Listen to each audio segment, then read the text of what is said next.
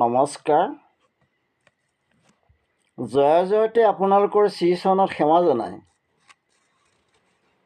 আজিৰ ভিডিঅ'ৰ মাজলৈ আগবাঢ়িছোঁ। আজিৰ বিষয়ভাগ হ'ল কীৰ্তন ঘোষাৰ চতুৰ্বিংশতি অৱতাৰৰ দ্বিতীয় কীৰ্তনজনাৰ অৰ্থ বিশ্লেষণ কৰিবৰ বাবে প্ৰয়াস কৰিছোঁ। ঘোষা: যদুমণি যাদৱ যাদৱ যাদৱ আনন্দ হৰি, যদুমণি যাদৱ যাদৱ যাদৱ আনন্দ হৰি। যদুমণি যাদৱ যাদৱ যাদৱ আনন্দ হৰি অৰ্থাৎ যাদৱ বংশৰ শিৰোমণি যাদৱ, তুমি যাদৱ বংশৰ আনন্দদায়ক হৰি, তোমাৰ পদৰেণুত শতকোটি নমস্কাৰ কৰোঁ। পদ: ভয়লাহা পৰশুৰাম নামে অৱতাৰ, প্ৰদক্ষিণ কৰি ভূমি তিনি সাতম্বাৰ, ক্ষত্ৰিয়ক কাটিলা পৰশু কৰে ধৰি, নিক্ষত্ৰিয় কৰিলা সমস্ত বসুন্ধৰি, ক্ষত্ৰিয়ক কাটিলা পৰশু কৰে ধৰি, নিক্ষত্ৰিয় কৰিলা সমস্ত বসুন্ধৰি। ভয়লাহা পৰশুৰাম নামে অৱতাৰ, প্ৰদক্ষিণ কৰি ভূমি তিনি সাতম্বাৰ, ক্ষত্ৰিয়ক কাটিলা পৰশু কৰে ধৰি, নিক্ষত্ৰিয় কৰিলা সমস্ত বসুন্ধৰি। অৰ্থাৎ পৰশুৰাম ৰূপে ব্ৰাহ্মণ কুলত পিতৃ যমদগ্নি মাতৃ ৰেণুকাৰ গৰ্ভত অৱতাৰ লৈ তুমি পৃথিৱীখন 21 বাৰ পৰ্যটন কৰিলা।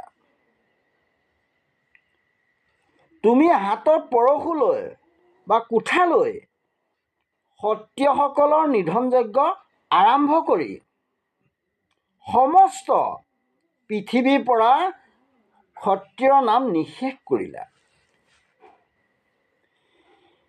শ্ৰীৰামৰ ৰূপে কশলাত অৱতৰি, বনবাস সপিলা পিতৃৰ বাক্য ধৰি, বিৰাধক বন্ধ মাৰি চৰে ললা প্ৰাণ, হৰ দূষণক প্ৰভু কৰিলা নিজান, বিৰাধক বন্ধ মাৰি চৰে ললা প্ৰাণ, হৰ দূষণক প্ৰভু কৰিলা নিজান। শ্ৰীৰামৰ ৰূপে কৌশল্যাত অৱতৰি, বনবাস সপিলা পিতৃৰ বাক্য ধৰি, বিৰাধ কবন্ধ মাৰিচৰ লৈলা প্ৰাণ, হৰ দূষণক প্ৰভু কৰিলা নিৰ্যান। অৰ্থাৎ দশৰজাৰ পত্নী অযোধ্যা ৰাণী কৌশল্যাৰ গৰ্ভত শ্ৰীৰাম ৰূপে অৱতাৰ লৈ পিতৃবাক্য ৰক্ষা কৰি 14 বছৰ বনবাস খাটিলা। বনবাসৰ সময়খিনিত পঞ্চৱতী বনত বিৰাট কবন্ধ মাৰিচ বধ কৰি ঋষিসকলৰ যজ্ঞভূমি ৰক্ষা কৰিলা। শৰদূষণ নামৰ ভয়ানক ৰাক্ষসকো নিধন কৰিলে। একপাত শৰে বালি সংকলিলা জীৱ, তোমাৰ প্ৰসাদে ৰাজা ভয়লন্ত সুগ্ৰীৱ। লংকাত পখিলা সাগৰত বান্ধি সেতু, বধিলা ৰাৱণ সীতা হৰণৰ হেতু। লংকাত পখিলা সাগৰত বান্ধি সেতু, বধিলা ৰাৱণ সীতা হৰণৰ হেতু। একপাত শৰে বালি সংকলিলা জীৱ, তোমাৰ প্ৰসাদে ৰাজা ভয়লন্ত সুগ্ৰীৱ। লংকাত পখিলা সাগৰত বান্ধি সেতু, বধিলা ৰাৱণ সীতা হৰণৰ হেতু। অৰ্থাৎ কিষ্কিন্ধা ৰজা বালিক এপাত শৰেৰে বধ কৰি বালিৰ ভাতৃ সুগ্ৰীৱক কিষ্কিন্ধাৰ ৰজা পাতি বানৰ সৈন্যৰ লগত বন্ধুত্ব স্থাপন কৰিলে। বানৰ সেনাৰ সহায়ত সাগৰত সেতু বান্ধি লংকাত প্ৰৱেশ কৰিলা আৰু সীতাদেৱীক হৰণ কৰা অপৰাধত ৰাৱণক বধ কৰিলা। হে ৰাম, মাৰিলা ৰণত আনো ৰাক্ষস,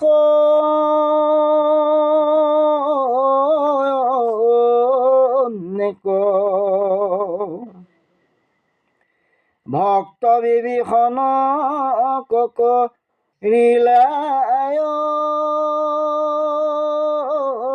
অভিষেক, অগ্নিত পৰীক্ষা কৰি আনিলা সীতাক, ব্ৰহ্মাদেৱে তুতি বাণী বুলিলা তোমাক, অগ্নিত পৰীক্ষা কৰি আনিলা সীতাক, ব্ৰহ্মাদেৱে তুতি বাণী বুলিলা তোমাক। মাৰিলা ৰণত আনো ৰাক্ষস অনেক, ভক্ত বিভীষণক কৰিলা অভিষেক, অগ্নিত পৰীক্ষা কৰি আনিলা সীতাক, ব্ৰহ্মাদেৱে তুতি বাণী বুলিলা তোমাক। অৰ্থাৎ ৰাৱণৰ বাহিৰেও লংকাৰ অনেক বীৰক বধ কৰি ৰাৱণৰ ভাতৃ বিভীষণক লংকাৰ ৰজা পাতিলা। সীতাদেৱীক উদ্ধাৰ কৰি আনি লোকচক্ষুৰ বাবে অগ্নিত পৰীক্ষা কৰি শুদ্ধতাৰ প্ৰমাণ কৰিলা আৰু তোমাৰ তুতিত সৃষ্টিকৰ্তা ব্ৰহ্মাদেৱ সন্তুষ্ট হ'ল। হে ৰাম, সমৰিলা সীতা দশৰথৰ বচনে, অযোধ্যাকৈ আহিলা সহস্ৰৰ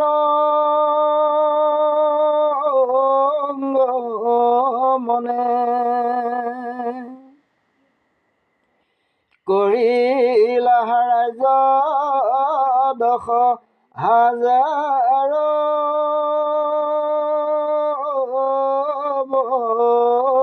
বৎসৰ লগে স্বৰ্গে নীলা সবে অযোধ্যা নগৰ কৰিলা ৰাজ দশ হাজাৰ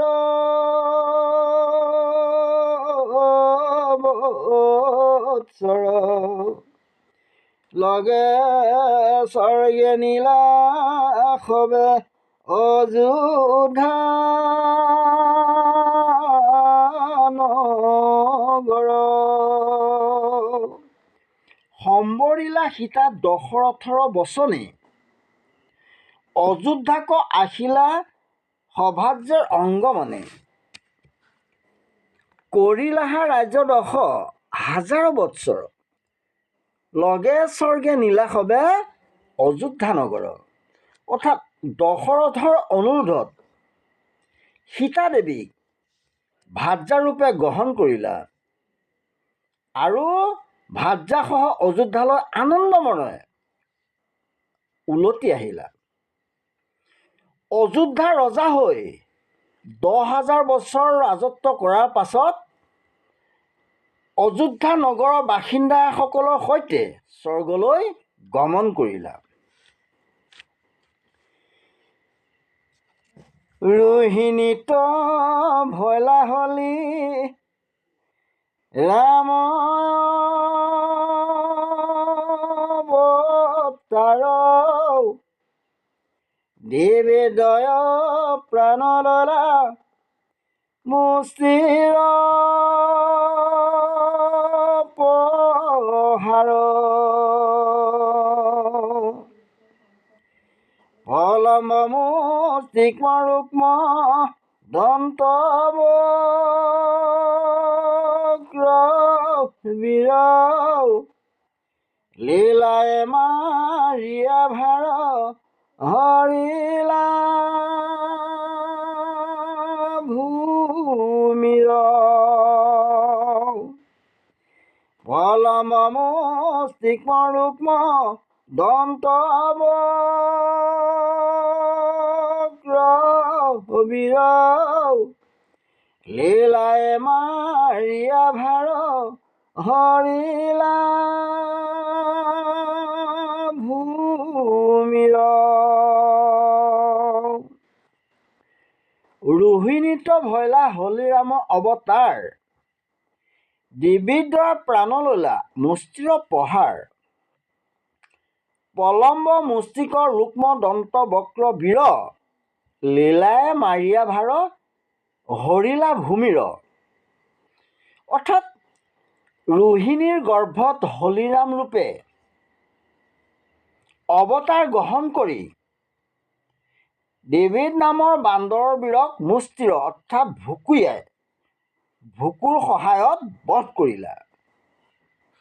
দেৱীদ্বৰ বাহিৰেও পলম্ব মুষ্টিক ৰুক্ম আৰু দন্তবক্ৰ আদি বীৰক বধ কৰি পৃথিৱীৰ পাপৰ ভাৰ মোচন কৰিলা। বুদ্ধ অৱতাৰে বেদ পন্থ কৰি চন্ন বামানয় শাস্ত্ৰে মোহি আশা সৰ্বজন নিশ্চিন্তে চৰণ নাম নলয়ে তোমাৰ সদায় পমত্ত লোক প্ৰাসন্দ আচাৰ নিশ্চিন্তে চৰণ নাম নলয়ে তোমাৰ সদায় পমত্ৰ লোক প্ৰাসন্দ আচাৰ বুদ্ধ অৱতাৰে বেদ পথ কৰিচ্ছন্ন বামানয় শাস্ত্ৰে মোহি আশা সৰ্বজন নিচিন্তে চৰণ নাম নলয়ে তোমাৰ সদায় প্ৰমত্ত লোক প্ৰাসণ্ড আচাৰ। মহাৰাজ সুযোধন আৰু পত্নী মায়াদেৱীৰ গৰ্ভত তুমি বুদ্ধ অৱতাৰ গ্ৰহণ কৰি জ্ঞান যুগৰ দ্বাৰা বেদপন্থক বিলুপ্তি ঘটালা। অজ্ঞ লোকসকলে বেদৰ পৰা আঁতৰি গৈ ঈশ্বৰ চিন্তাৰ পৰিৱৰ্তে বামাচাৰ ধৰ্ম গ্ৰহণ কৰি উন্মত্ত হৈ পাষণ্ড আচাৰত লিপ্ত হ'ল। কলিৰসে হত হৈবা কল্কী অৱতাৰ কাটি মাৰি মেলচকক ৰিবাবুন্দামাৰ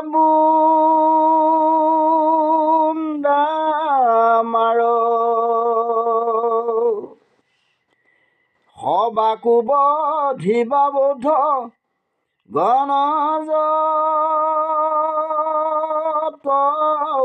আছে কলিৰসে শত শত প্ৰৱতাই বাপ আছে সবাকো বধিবা বৌদ্ধ গণজত আছে কলিৰসে শত শত প্ৰৱতাই বাপ আছে।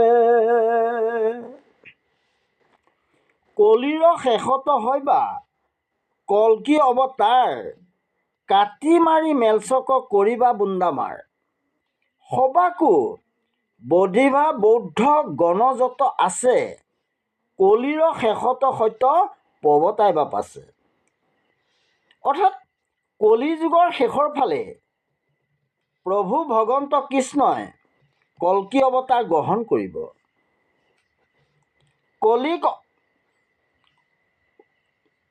কল্কী অৱতাৰ গ্ৰহণ কৰি পাষণ্ড মেলচসকলক কাটি মাৰি নিশেষ কৰিব আৰু কলিৰ শেষত সত্য যুগৰ প্ৰৱৰ্তন কৰিব। আজি ইমানতেই সামৰণি মাৰিছোঁ। ওম বিষ্ণু ওম বিষ্ণু ওম বিষ্ণু।